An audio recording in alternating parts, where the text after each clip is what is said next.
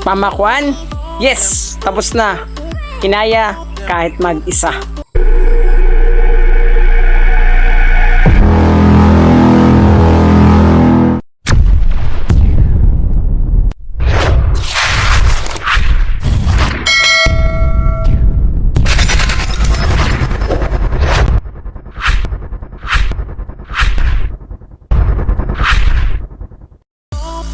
Welcome back mga katuka.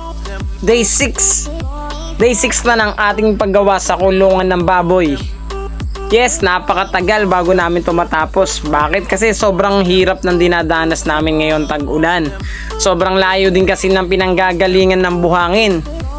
Sobrang putik, sobrang lambot ng daanan. Sa lahat po ng hindi ba nakakakilala at nakakaalam kung saan kaming location nag-aalaga ng mga baboy at mga manok, ay dito po yan sa Tibagan, Bustos, Bulacan. Halos boundary na po ng Katakte. Kumbaga dito po kasi sobrang lambot, nasa gitna po kasi kami ng fish pond. Kaya po din namin masisisi na kapag umulan ay talagang lalambot itong dinadaanan namin. Pero kahit na gano'n at gano'n kahirap pa rin ang pagsubok, ay tuloy pa rin kami sa paglaban at pagsulong, pagtupad ng aming pangarap. Dito kasi sa Katuka Backyard, marami na kaming mga alagang manok. Kaya lang, binebento ko yung ibang mga breeder dahil gusto ko naman mag-alaga ng mga baboy. Bukod doon, ititira namin yung mga Brahma namin dito. So balik tayo sa topic mga katuka, day 6. Ginagawa ko na nga pala yung pamakuan. Yan, kung napapansin nyo, ako lang mag-isa.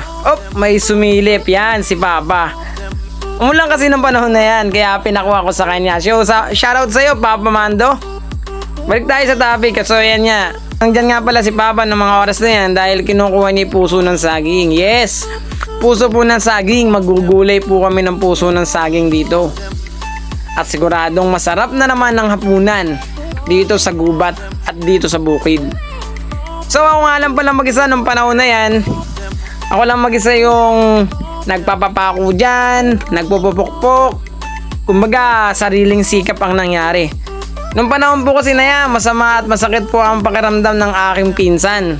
Masakit daw po yung kanyang katawan dahil sa mga nakalipas na ilang araw na pagtatrabaho namin dito. Hindi ko naman siya masisisi dahil talaga namang nakakapagod. Dahil mahirap talaga. Kesa kasing iupa pa namin to sa ibang tao, ay kaya naman namin gawin tulad na nakikita nyo. Inilalagay ko na po yung mga kahoy na gagamitin ko. Dahil wala po mag-aabot sa akin, kaya naman kinukuha ko mula dun sa pinaglalagyan papunta dyan sa bubong, ay dyan pala sa ibabaw. Ako lang din naman na magpapako niyan. Tinansya ko na lang din yan, pero masinsin yan para siguradong safe pagkaakit kami ng bubong. Mga ilang minuto pa ay natapos at nagawa ko na din yan kahit ako lang mag-isa.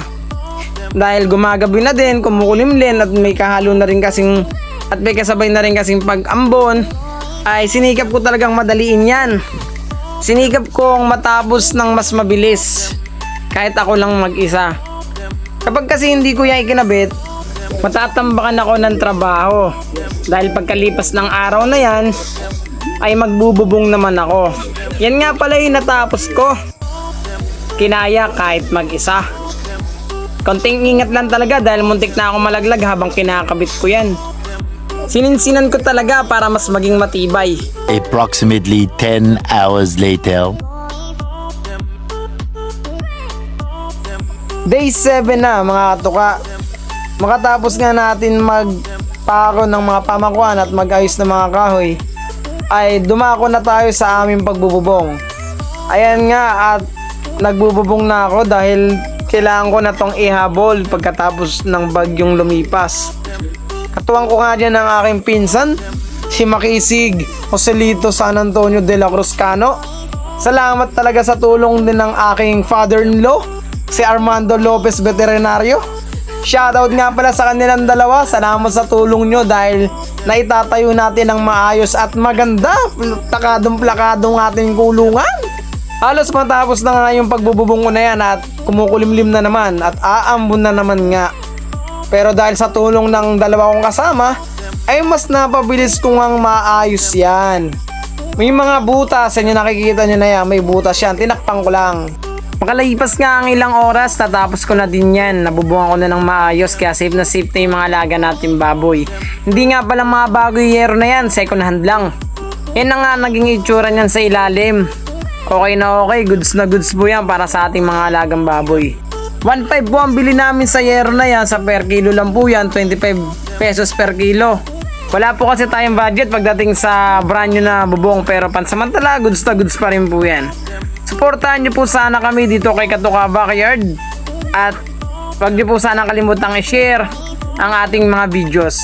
Maraming salamat po. Hanggang sa susunod nating pagkikita. Paalam!